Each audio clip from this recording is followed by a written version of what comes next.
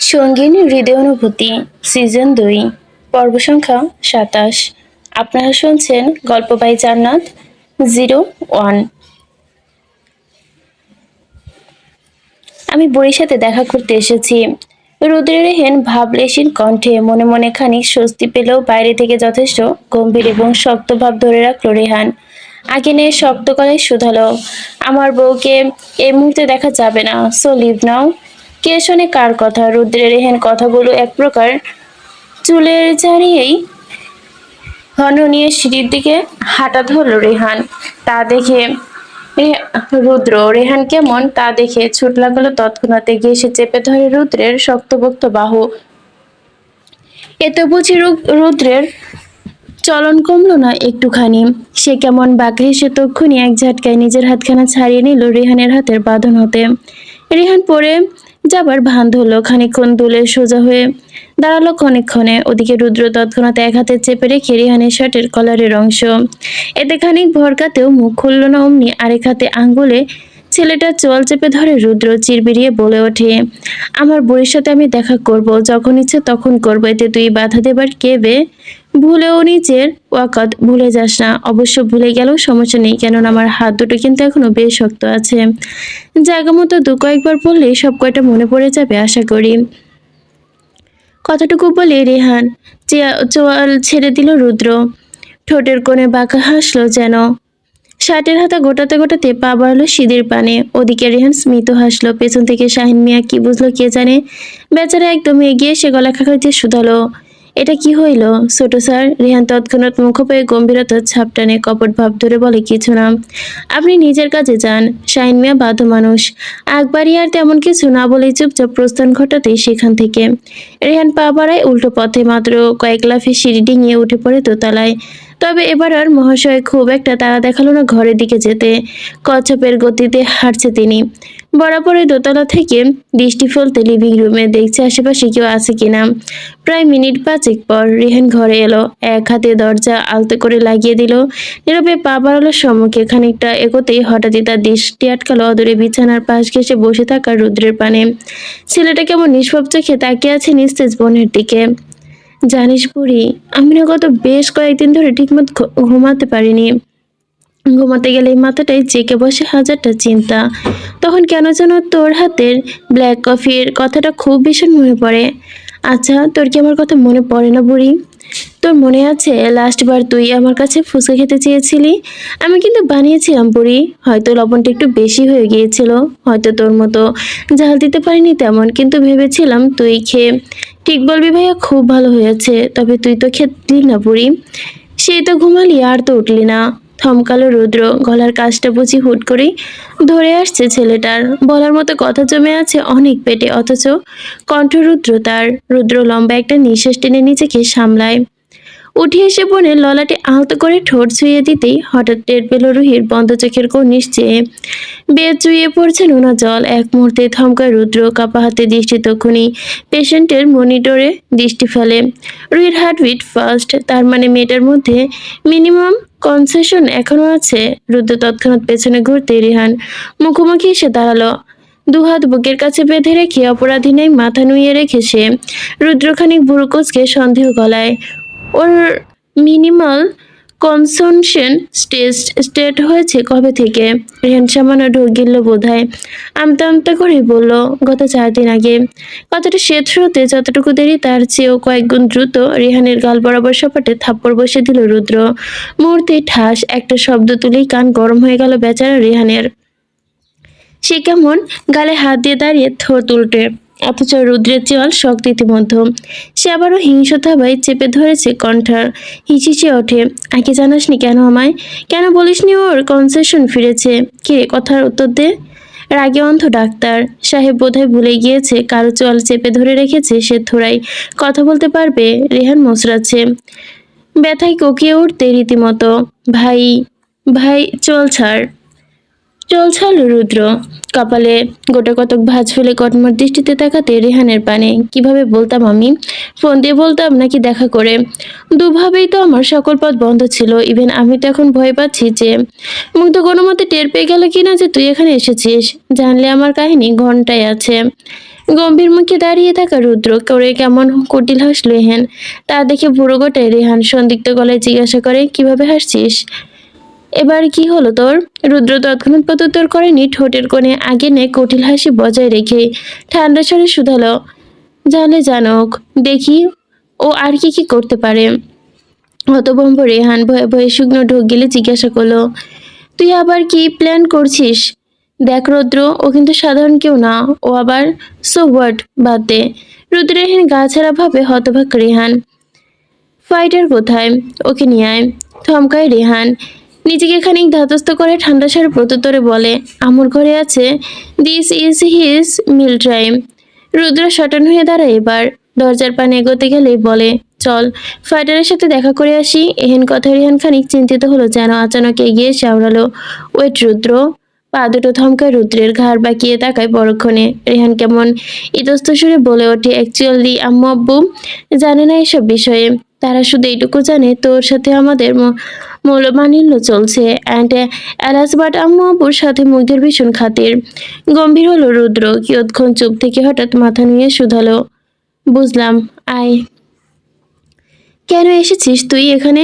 চলে যা, এক্ষুনি চলে যা বলছি। রেহান চেঁচাচ্ছে। তার অমনি চেঁচামেচিতে তক্ষুনি ঘর থেকে বেরিয়ে আসে সাইমা খাতুন। কোলে তার ছোট্ট রাহিল, হাত পা ছুঁড়ে খেলছে পুতুলটা। সাইমা খাতুন বেরিয়ে আসতে দেখতে পেল রেহান চেঁচাচ্ছে রুদ্রের সাথে। আর রুদ্র ছেলেটা কেমন অসহায় চোখে তাকিয়ে আছে রেহানের পানে। সাইমা খাতুনের বড় মায়া হলো রুদ্রের এমন ভাব দেখে। তিনি তখনই ছেলের ওপর চড়াও হলেন। কি হচ্ছেটা কি রেহান? রুদ্রের সাথে এমন বিহেভ করছো কেন তুমি? রেহানের কথায় উত্তর করেনি, উল্টো দাঁত খেয়ে চাওড়ালো কেমন। এদিকে সাইমা খাতুন রুদ্রের পানে নরম চোখে তাকায়। আলতো সে রুদ্রের দিকে হাত বাড়াতেই রেহান ঘটালো আরেক কাণ্ড। তৎক্ষণাৎ ছো মেরে রাহিলকে নিজের বাহুডোরে নিয়ে কটমটে শুধালো, খবরদার আমার ছেলেকে ওদের কারো হাতে দেবে না। সাইমা খাতুন হতভম্ব ছেলে রেহান ব্যবহারে। এদিকে রুদ্র এবার মুখ খুলল, গলায় ভীষণ অসত্য ঢেলে বলল, রেহান শেষবারের মতো বাবাটাকে একটু ছুতে দিবি আমায়? কথা দিচ্ছি, জাস্ট একটু ছুব। রেহানের পাথুরে মন নরম হয়নি একটু, চোখ দুটো তখনও জল করছে আগের মতো। রাহিল নামক ছোট নবজাতক বুকের মাঝে ভীষণভাবে চেপে ধরে রেখেছে। রুদ্র ঠায় দাঁড়িয়ে অসহায় চোখে। সবার সাথে অভিমান করলি, তা না হয় বুঝে কেমন মেনে নিলাম। আমি কি দোষ করেছিলাম একটাবার বলবি প্লিজ? কোন দেশে হেন নীরব শাস্তি দিচ্ছিস আমায় তুই? রেহান প্রত্যুত্তরে মৌন। বলার মতো তেমন কিছু পেল না। হঠাৎই নাক টেনে আলতো করে রাহিলকে বাড়িয়ে দিল রুদ্রের কোলে। তৎক্ষণাৎ বাচ্চাটি দুহাতে আগলে নিল। ঠিক কতদিন পর বাচ্চাটাকে একটুখানি কাছে নিয়েছে জানে না সে। দু কদম দূরত্বে দাঁড়িয়ে থাকা রেহান অলক্ষে হাসছে, চোখে মুখে সে কি স্থবিরের ছাপ। ছোট রাহিল তার ছোট হাত পা ছুড়ছে, গুলুমুলু পা দুটো ফুলে খিলখিল করছে। রুদ্র অমিনেশ চোখে তাকিয়ে রইল বেশ কিছুক্ষণ। তার অজান্তেই চোখ দুটো কেমন যেন ভরে এসেছে তার, কোনরূপ আগাম সতর্কবার্তা ও সংকেত ছাড়াই দু কয়েক ফোঁটা অশ্রু টুপটুপ করে গড়িয়ে পড়ল রাহিলের গোলুমোলু গালের একপাশে। রুদ্র আলতো করে আঙ্গুল উঁচিয়ে গলাটা মুছে দিল নরমভাবে। ভেজা চোখে খানিকটা হেসে নরম কণ্ঠে বলে ওঠে, ভিনদেশে ভালো থেকো ফাইটার। মামার তোমার প্রতি ভীষণ মায়া, ভীষণ মিস করবো তোমায়। তুমি একদম চিন্তা করো না ফাইটার, খুব শীঘ্রই তোমাকে আমি নিয়ে আসবো আবারও, কথা দিচ্ছি তোমায়। সকল পরিস্থিতিতে তোমার অনুকূলে করেও ছাড়বো ইনশাল্লাহ। এই নীরব হুমকি হাসল রেহান। সাইমা খাতুন তৎক্ষণাৎ পা চালিয়ে চলে গেলেন নিচে। রুদ্র এসেছে কতগুলো দিন পর, ছেলেটা কি আর না খাইয়ে পারবেন তিনি? তাহলে তিনি ছুটলেন দ্রুত। ওদিকে তিনি যেতেই রেহান চুপচাপ এগিয়ে এসে দাঁড়ালো রুদ্রের কাছাকাছি, কণ্ঠে খাদে নামিয়ে বলল, তুই কিন্তু আমার চাইতে কয়েক গুণ ভালো অভিনয় করিস বার্ডি। এহেন কথায় ভুরু কুচকায় রুদ্র। নো আইন দ্যাট। দুপুর হয়েছে বেশ। ইহসান বাড়ির পরিবেশ আজ ভীষণ ঠান্ডা। বাড়ির ছেলে মেয়েগুলো একটাও নেই, তাদের নিয়ে যাওয়া হয়েছে অন্যত্র। আপাতত বাড়িতে আছেন বয়োজ্যেষ্ঠরা। লাঞ্চ টাইম, ডাইনিং টেবিল ভর্তি খাবারের সমারোহ। দুধারে চারটে টেবিলে বসে আছে বাড়ির চার কর্তা। কারো মুখে তেমন রানী, আছে কেবল একরাশ দুশ্চিন্তা। জুবাইদা বেগম চুপচাপ ভাত সার্ভ করছেন প্রত্যেকটা প্লেটে। রাইসা বেগম রান্নাঘরে ছুটলেন লেবু কাটতে। ওদিকে মাইমুনা বেগম ও রাফিয়া বেগম বিরস মুখে তরকারি বাড়ছেন। তরকারি বাড়ার এক পর্যায়ে হঠাৎই সকলের কানে এলো বাইরে চেঁচামেচির শব্দ।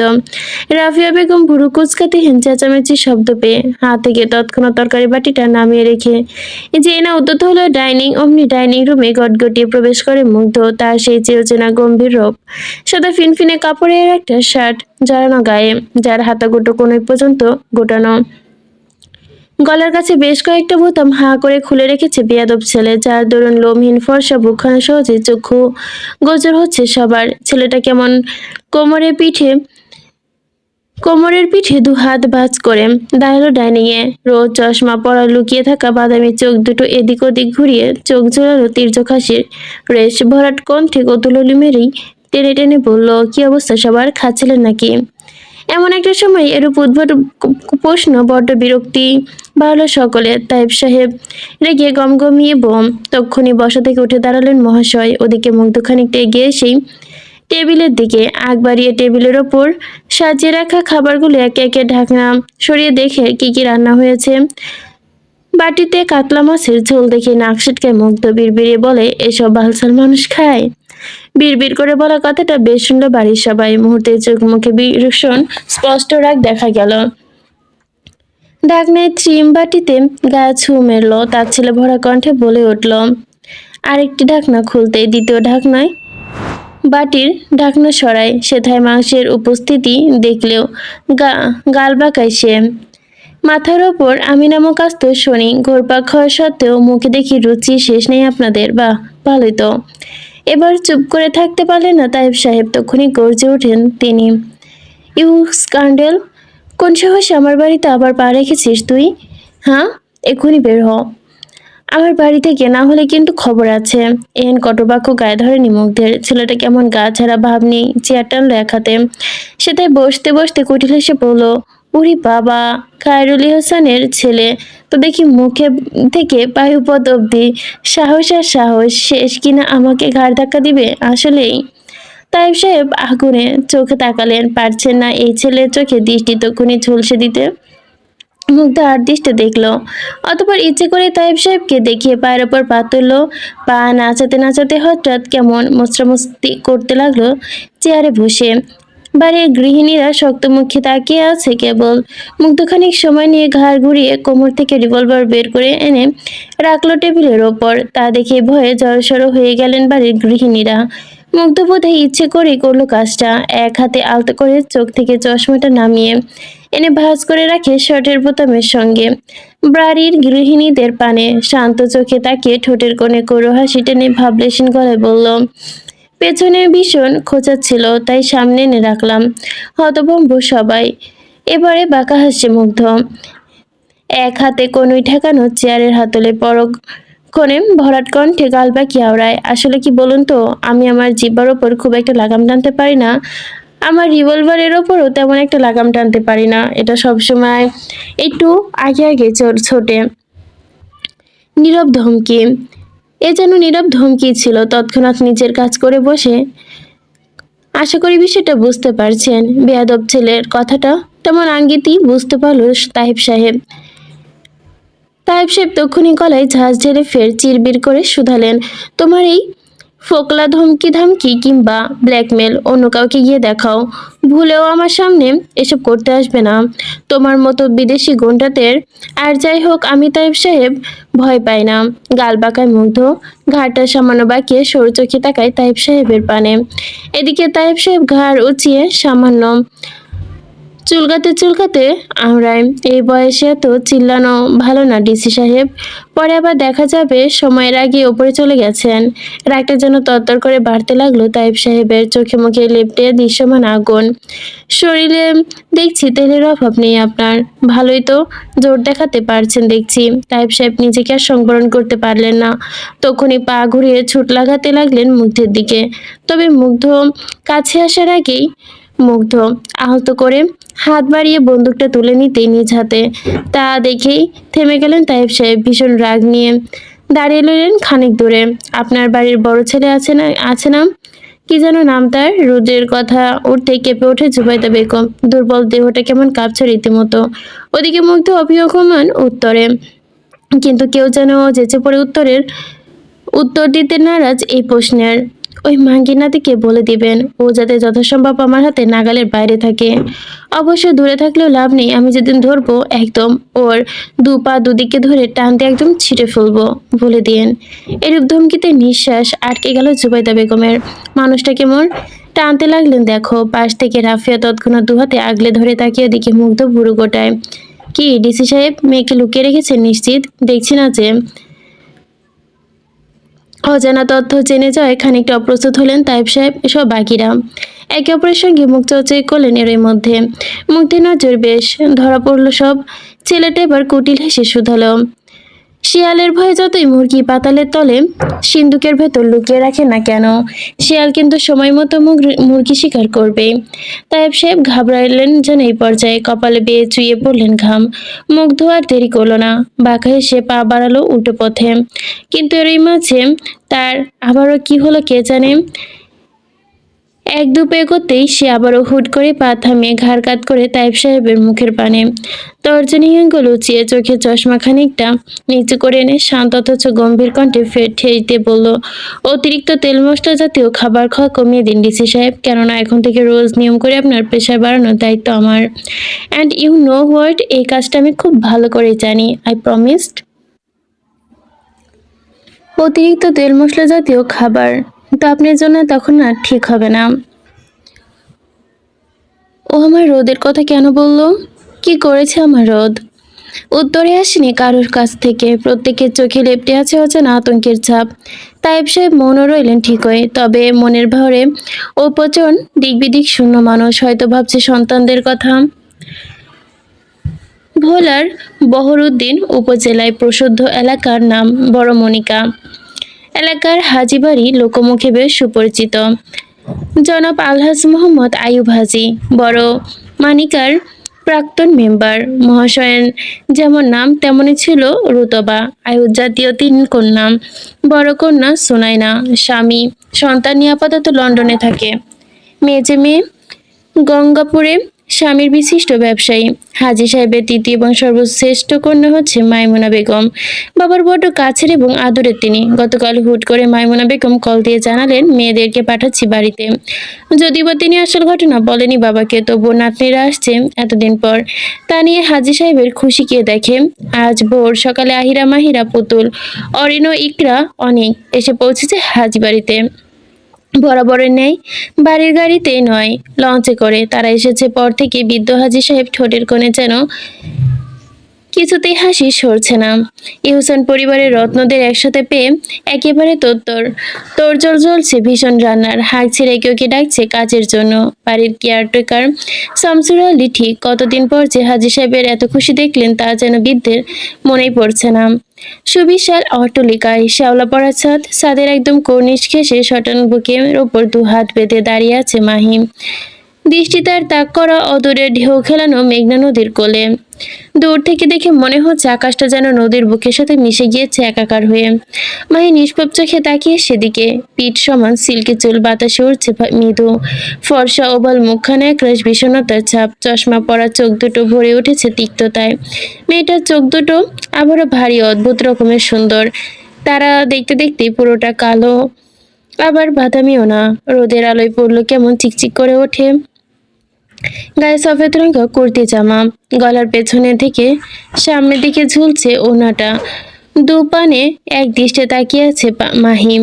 আনমনে ভাবছে বোধহয় অনেক কিছু। এর মধ্যে ছাদে আগমন ঘটে আহির। হাতে একখানা কফির মগ, পরনে ঘিয়ে রঙা জিন্স কুর্তা, মাথায় উস্কো খুস্কো চুল। চুপচাপ গিয়ে দাঁড়ায় মাহির নিকট। নীরব চোখে দেখলো মাহিকে। আশ্চর্য, মেয়েটা হুবহু তার মতো দেখতে হলেও ব্যক্তিটা একদম তফাৎ। কতটা দুজনের। কেন মাহি তার মতো শক্ত হলো না? কতগুলো ভাবতেই আহি নিজেকে শুধরিয়ে নিয়ে আবারও মনে মনে ফের বলল, মাহি কি আর ইচ্ছে করে দুর্বল হয়েছে? সে তো ছোট থেকে এমন, অল্পতেই কেঁদে চুপচাপ থাকে। পড়ালেখাতেও তার চেয়েও বহুগুণ ভালো, দেখতেও ভারী মিষ্টি। কথাগুলো ভাবতে শেষে দীর্ঘশ্বাস বেরিয়ে এলো যেন আহির। খানিকটা গলা খাকারি দিয়ে নড়ে চড়ে ওঠে মাহি। বোধহয় এতক্ষণে সম্বিত ফিরল মেয়েটার। আহি তখন আর চোখে দেখলো সবটা।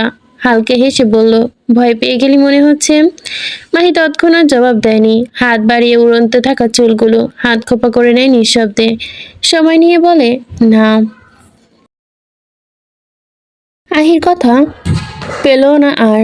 কথা বলার বহু কথা থাকলেও গলার কাজটা বোধহয় যেন আটকে গেছে কোথাও। এমনিতেই কেন যেন হচ্ছে না কথা বলা। আহিকে চুপ করে দাঁড়িয়ে থাকতে দেখে মাহি এবার মুখ খুললো ভারী কণ্ঠে শুধালো, কিছু বলবি? আহি মাথা নাড়ালো ওপর নিয়ে, চোখ দুটো হালকা চেপে কথা সাজায় মনে মনে। হাতের কফির কাপটা ছাদের রেলিং এর ওপর দাঁড় করিয়ে রেখে ঘুরে দাঁড়িয়ে পরক্ষণে পিঠ ঠেকালো কর্নিশের সাথে। মাহির নেয় দুহাতে বুকের কাছে বেঁধে রয়ে সে আওড়ায়, কি ভাবছিস? মারছি না কেন? কথার পিঠে এহেন উদ্ভটে ভরকায় আহি। হতভম্বতায় চট করে খুলে হাতের বাঁধন, ঠোঁট উল্টে দূরত্ব ক্রমশ। পাগল হয়েছিস তুই? কি যাতা বলছিস? খেয়াল আছে? এ পর্যায়ে ব্যথা দূর হাসলো মাহি। ভুরুদয়ের ভাঁজে আখিদয় কি শান্ত নিখৃষ্ট আহির পানে শুধালো, খেয়াল আছে বই কি। আহি এবার ভীষণ অস্থির। তৎক্ষণাৎ এগিয়ে এসে চট করে চেপে ধরে মাহি ডান হাতের কনুই। ঝাঁকিয়ে কপট, আরেকবার মারার কথা বললে গাল বরাবর এক থাপ্পড় দিয়ে দিব বিয়াদব। বড় ছোট মানবো না মোটেও বলে দিলাম। আহি এবার আলতো হাসলো মাহি এবার আলতো হাসলো, আহত চোখে তাকালো আহির দিকে। আহির বুকটা হু হু করে উঠলো এই মুহূর্তে। শক্ত মানবীর হঠাৎ চাইলো একটু জড়িয়ে ধরতে বোনকে, তবে কিছু একটা বাধা দিল তাকে। মাহি নিজেকে সামলালো, আলতো করে কনুই ছাড়িয়ে নিল আহির হাত থেকে। পরক্ষণে চুপচাপ কদম ফেলে প্রস্থান ঘটালো ছাদ থেকে। বড় মানিকার কনক্রিটের সরু পথ ধরেই ছুটে বেশ কয়েকটি বিদেশি গাড়ি। চারপাশে মানুষজন ইতিমধ্যে রাস্তার দুধারে বেরিয়ে এসেছে উৎসুকভাবে। এত বিদেশি গাড়ি এই গ্রামের পথে কোথায় যাচ্ছে? ঝড়ের বেগে ব্ল্যাক মার্সিডিউস বেঞ্চের গাড়িগুলো এক লাইনে ছুটছে। প্রায় বেশ কিছুক্ষণ পর গাড়িগুলো এসে থামলো হাজি বাড়ির সামনে। মুহূর্তে বেগ কষায় গাড়ির ধুলো উঠছে চারপাশে। ওদিকে হাজি সাহেব সন্দিগ্ধ ভঙ্গিতে তাকালেন বাড়ির কেচি গেটের ওপাশে। কেচি গেট লাগিয়ে রাখা বিধায় গাড়িগুলো দাঁড়িয়ে বাইরে। গাড়িটা একত্রে হর্ন বাজাতে তো বাজাচ্ছে, থামানোর নামগন্ধ নেই। বৃদ্ধ হাজি সাহেব এবার বেশ বিরক্ত গম্ভীর মুখে হাতে লাঠি নিয়ে এগিয়ে গেলেন কেচি গেটের কাছে। খানিকটা উকিঝুঁকি দিয়ে হাতে লাঠিটা সামান্য উঁচাতেই ঝাঁঝালো কণ্ঠে, এই থামেন! আমার বাড়ির সামনে এত এত হর্ন কিসের, হ্যাঁ? কারা আপনারা? হর্ন থামলো পর মুহূর্তে। প্রথম গাড়ি থেকে ড্রাইভার মহাশয় আলতো করে মাথা বের করতে জানিয়ে দিল, মানুষের চোখে মুখে সে কি ভয়ের ছাপ। গেট খুলুন। হাজি সাহেব ভুরু গোটায়, মুখবায় শক্ত স্পষ্ট করে।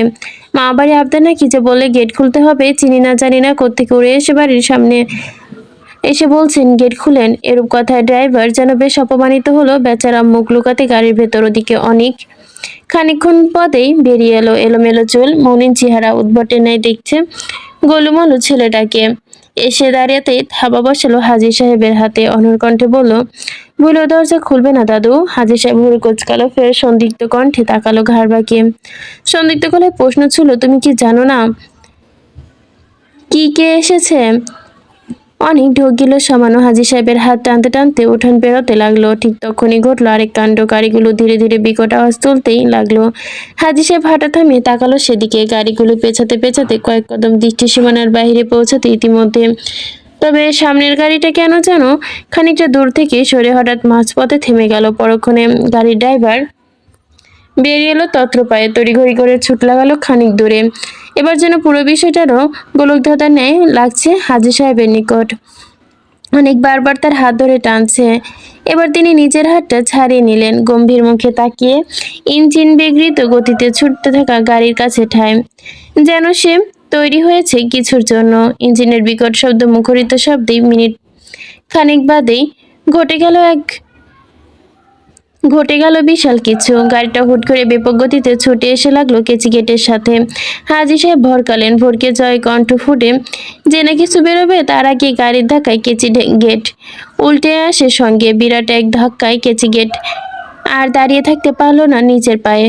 সঙ্গে সঙ্গে ভেঙে গড়িয়ে পড়লো সামনে। সেই ভাঙা গেটের ওপর দিয়ে একে একে ছুটে এলো গাড়ি। হাজি সাহেব ভীত ততস্র। কেচি গেটের মতো মানুষও বোধ হয় উড়িয়ে ফেলবে তক্ষুনি। তক্ষুনি হাজি সাহেবের হাত টেনে নিয়ে ছুটলেন বাড়ির দিকে, কিন্তু শেষ রক্ষাটুকু হলো না। বৃদ্ধ হাজি সাহেব পায়ের চোট পেয়ে হুমড়ি খেয়ে পড়লেন সম্মুখে। হাত থেকে লাঠিটা পড়ে গেছে মাটিতে। অনেক সঙ্গে সঙ্গে এগিয়ে এসে হাঁটু মুড়ে বসলো হাজি সাহেবের সামনে।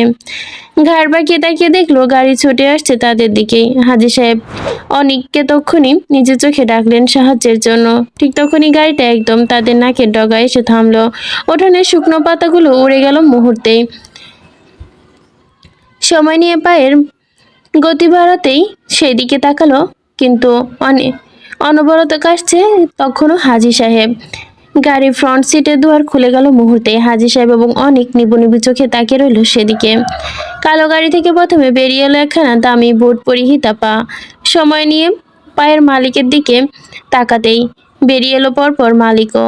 অনেক রয়েছে মাথা তুলে দেখে দেখে মুগ্ধ নামক বলিষ্ঠ যুবক দামি প্যান্ট কোট পরে সাহেবের ন্যায় দাঁড়িয়ে আছে, চোখে আট করা কালো রোদ চশমা। যুবক কেমন বাঁকা হেসে বলে ওঠে, লুকানোর জায়গাটা খুব একটা সুবিধা ছিল না হোসেনের বেটা, চাইলে মাটির খুঁড়ে তলে লুকাতে পারতি। অনেকের চোল শক্ত হলে এবার কঠিন গলায় আওড়ালো, বেশ বাড়াবাড়ি করবে না মুগ্ধ। মুগ্ধ বাঁকা হাসলো। এতক্ষণে আলতো করে চোখ থেকে চশমাটা খুলে, কি করবি, মারবি না কাটবি? অনেক উত্তর দিল না। চোল শক্ত করে দাঁড়ালো ছেলেটা চুপচাপ। এর মধ্যে মুগ্ধের পেছন থেকে ছুটে আসে বেশ কিছু বডিগার্ড। প্রত্যেকের ড্রেস আপ একই রকম। কয়েকজন একত্রে সে চেপে ধরতে চায় হাজি সাহেব এবং অনেককে। অনেক বেশ মুচড়াচ্ছে, গলা উঁচিয়ে বরাবর ছাড়তে যাচ্ছে তাকে। এতে বোধহয় বিরক্ত হলো মনস্টার। তখনই চির বেরিয়ে আদেশ জুড়ে নিজ লোকদের উদ্দেশ্যে, এটার মুখ বন্ধ কর, বিরক্ত লাগছে। হুমকি তামিলে যথার্থ মাফিয়া গার্ডস। এতক্ষণ পকেট থেকে রুমালটা বের করে অনেকের মুখে আটকে দিল। এবারে গোংরাচ্ছে ছেলেটা মুগ্ধ কুড়ো হাসলো তা দেখে। নাও ইটস সাউন্ড বেটার বলে এবার হনহনিয়ে তর্জনী উঁচাতেই পেছন থেকে কার্তের ইশারায় বাড়ির দিকে। মুহূর্তেই বাকিরা চটপটিয়ে চলিয়ে গেল বাড়ির ভেতর। বেশ কিছুক্ষণ খোঁজাখুঁজি লাগিয়ে হদিস পেল না। একজন গার্ড বেরিয়ে এলো, বাড়িতে কেউ নেই মনস্টার। মুগ্ধ খানিকটা চুপ থেকে হঠাৎই কেমন বাঁকা হাসলো। নাইস স্টাই। অনেক কিছু বুঝলো না সে, হঠাৎ থেমে গেল কেমন, শান্ত হয়ে দাঁড়িয়ে রইল এক জায়গায়। মুগ্ধ খানিকক্ষণ এদিক ওদিক ঘাড় নড়িয়ে ফুটানো শব্দে। লম্বা চৌকাস চোয়াল হচ্ছে ক্রমশ বাদামি, চোখ জোড়ার নিচের অংশ কামড়ে ধরেছে। তৎক্ষণাৎ হাত ঘুরিয়ে পেছন থেকে রাশিয়ান AQ-1 মডেলের রিভলভার বের করে নিয়ে জোরালো কদমে এগিয়ে অনেকের দিকে। বন্দুকের নলটা অনেকের কপালে ঠিক মাঝাবর তাক করতেই হঠাৎই বাড়ির পেছন বাগান থেকে ভর্ত কণ্ঠে চেঁচিয়ে ওঠে ইকরা। মেয়েটা তখনই স্বামীর টানে ছুটে আসতে চাইতে সামনে থেকে দুজন গার্ড আঁকড়ে ফেলে তাকে। ইকরা তবুও থামে না, কাঁদতে কাঁদতে অসহায় নেয় বলে ওঠে, প্লিজ ওনার কিছু করবেন না, আমি মরে যাবো কিছু হলে, please put the gun down. কুড়ো হাসে মুগ্ধ, বাহাতে তর্জন উঁচাতে গার্ডদের আবার ইশারা করে বাগানের দিকে। গার্ডের সেদিকে গেল ঠিকই, তবে এবারও আর কাউকে পেল না। খানিক খালি হাতে ফিরে আসতেই মুগ্ধ এবার কটমটিয়ে উদ্দেশ্য করে বলে, বাকিরা কোথায়? অনেক চোপ মাথা নুইয়ে দাঁড়িয়ে আছে বেচারা। মুগ্ধের সহ্য হলো না এহেন কাহিনী। তক্ষুনি বেচারার মুখ থেকে ছিটকে কিছুটা দূরে ফেলতেই বলল এক ঘুষি। মুগ্ধ এতেও থামেনি। এক হাতে অনেকের চুলগুলো শক্ত করে চেপে ধরে গান পয়েন্ট করে ছেলে চলে। চারদিকে সতর্কতা বাণীতে নজর দিয়ে চোখ ঘুরিয়ে ঝাঁঝালো কণ্ঠে বলল, আর 1 মিনিটের মধ্যে বাকিরা বেরিয়ে না এলে আজ এইখানেই সব কটার লাশ পড়ে যাবে বলে দিলাম। মুগ্ধ থমকালো, শক্ত চলে তাকিয়ে রইল। ঘড়িতে সেকেন্ডের কাঁটা পুরোপুরি। এবার পরিক্রমা করতেই তৎক্ষণাৎ বন্দুকের ট্রিগার চাপলো। মুহূর্তে বিকট শব্দ তুলে গুলি বের হলো বন্দুকের লোহ নল দিয়ে। সেই শব্দ কানে যেতে উন্মাতের মতো বাড়ির বাঁদিকের খড়ের স্তূপ থেকে বেরিয়ে আসে অরিন। কাঁপতে কাঁপতে ছুটে আসে মেয়েটা, গলা উঁচিয়ে ডাকতে থাকে ভাইয়া। কিন্তু ভাই অব্দি যেতে পারেনি অরিন, তার আগে আটকে ফেলে গার্ডস। ওদিকে অনেকের ডান বাহু থেকে অচরে ঝরছে লাল তরল লৌহ। মুগ্ধ তার বাহুতে শুট করেছে, বেচারা ব্যথায় গুটিয়ে যাচ্ছে এক প্রকার। অথচ মুগ্ধ নামক অমানবিক নিষ্ঠুর যুবকের চোখে মুখে নেই কোনো অপরাধের বোধ। সে আবারও চেঁচিয়ে, এবার না বেরোলে আই সোয়ার আমি সবকটাকে মেরেই ফেলবো। দাঁড়ান। মুগ্ধের কথার পিঠেই হঠাৎ কথাটা বলে ওঠে মাহি। মেয়েটা বেরিয়ে এসে খড়কুটোর ভেতর থেকে। তার চোখে নেই তেমন উদ্বেগ, সে কেমন সপ্তমুখে আওড়ায়। আপনার আমাকে চাই তাই তো? ওকে ফাইন, নিয়ে যান, তবে বাকিদের ছেড়ে দিন। মুগ্ধ নিশ্চুপ, সরু চোখে মেয়েটার পানে তাকিয়ে থেকে এদিকে আর সে কয়েক কদম মেয়েটা মুখোমুখি দাঁড়িয়ে। হঠাৎই কি হলো কে জানে, সে তৎক্ষণাৎ ব্যাগের হাতে শক্তপোক্ত থাপ্পড় বসালো মেয়েটার গাল বরাবর। মুহূর্তেহীন থাপ্পড়ে টাল সামলাতে না পেরে ছিটকে পড়ে মেয়েটা। চোখ দুটো সামনে এনে ঠোঁটে লহুর স্বাদ অনুভব করে। সে হাত বাড়িয়ে ঠোঁটের ওপর থেকে তরলটা মুছে নেয় এবং আর কিছু নয়, এত লহু। সে নিজেকে সামলে নিয়ে ঠিক তখনই পেছন থেকে এগিয়ে এসে চুলের মুঠো চেপে ধরে মুগ্ধ। এতেই কোঁকে ওঠে মেয়েটা। মুগ্ধের হাতে সরাতে চাইতে মুগ্ধে কেমন শক্ত গলায় শুধায়, নিজেকে বড্ড চালাক করিস মনে করিস মেয়ে? দুজনার চেহারা এক হলেও ভেবেছিস আমি ধরতে পারবো না তুই কে? বিয়াদবের বাচ্চা, কার সাথে নাটক করিস তুই? দেই এখন মেরে। আহি বুঝলো সে ধরা পড়েছে, তাই তো মেয়েটা কেমন কোকিয়ে যাচ্ছে ব্যথায়। মুগ্ধ তাকে ছাড়তে সময় নিল। রয়ে শয়ে শটান হয়ে দাঁড়িয়ে পা বাড়ালো খড়কুটোর পেছনে। অতঃপর এক মুহূর্তে দাঁড়িয়ে থেকে হঠাৎ যেন হাত বাড়ি আলতো করে ছুঁয়ে দিল খড়কুটোগুলো। যে না টের পেল খড়কুটো সব শুকনো, অমনি মহাশয় পকেট থেকে একটা মোটা সিগার বের করে এনে ঠোঁটের কোণে গুজল। লাইটার দিয়ে সিগারেটের শেষ ভাগে আগুন ধরিয়ে লাইটারটা ছুঁড়ে মারল খড়কুটের গায়ে। এতেই দাউ দাউ করে জ্বলে উঠল আগুন। সেকেন্ড 30-এর মধ্যে খড়কুটো থেকে চিৎকার ভেসে আসলো মাহির। মেয়েটা কোনো মতে নিজের গা বাঁচিয়ে বেরিয়ে খড়কুটো থেকে, তা দেখে নির্লিপ্ত ভাব বজায় রাখলো মুগ্ধ। কন্দনরত মাহির পানে এগিয়ে এসেই চোপ মেয়েটার হাতের কবজি চেপে জোরালো পায়ে তখনই হঠাৎ মাহি কেমন দাঁত খিচে বলল, হাত ছাড়ুন আমার বদলোক। হঠাৎ এরূপ বাক্যে চঞ্চল পা জোড়া থমকালো মুগ্ধের। ঘাড় বাঁকিয়ে বাদামি চোখ জোড়া শুরু করলো মেয়েটার পানে। পরক্ষণে আর কি হলো কে জানে, সে আচানক মাহির হাতটা ছেড়ে দিল আলগোছে। মাহি হতবুদ্ধি নেই, তৎক্ষণাৎ নিজের হাতের কবজি চেপে নাক টানে। ওদিকে মুগ্ধ এবার ভাব ধরেছে। ঠোঁটের কোণে কুড়ো হাসি লেপ্টে রেখেই ঠোঁট থেকে সিগার নামিয়ে নাটকীয় ভঙ্গিতে সুর টেনে টেনে বলে, বাবা গো, তোর বাপের কথা শুনে আমি তো ভয় কেঁপে উঠেছিলাম মেয়ে। একটু থেমে বেয়াদব ছেলে এক পা এগিয়ে আসে। হঠাৎ প্যান্টের জিপারের ওপর হাত ঠেকিয়ে ঠোঁট কামড়ে বলে, এই দেখ, ভয়ে আমার ইয়েটাও কেঁপে উঠেছে। ইস, এবার আমার কি হবে? হতভম্ব মাহি চোখ মুখ কুচকায় মুগ্ধের অমন বিহাল্লাপনায়। মাথা নুইয়ে দাঁড়িয়ে থাকতে হঠাৎই টের পেল তার চুলের গোড়া থেকে আচমকা ঢুকে পড়ছে শক্তপোক্ত হাতের আঙ্গুল। কিছু বুঝে ওঠার আগেই তার চুলের গোড়া শক্ত হাতে চেপে ধরেছে মুগ্ধ। মাহি কুঁকিয়ে ওঠে ব্যথায়। ছেলেটার এমন শক্ত চলে তাকিয়ে থাকতে দেখে চোখ দুটো অগ্নি স্ফুলিঙ্গে নেয় জ্বলছে তার। তামাটে পোড়া বাদামি ঠোঁট জোড়া নড়ছে মৃদুভাবে।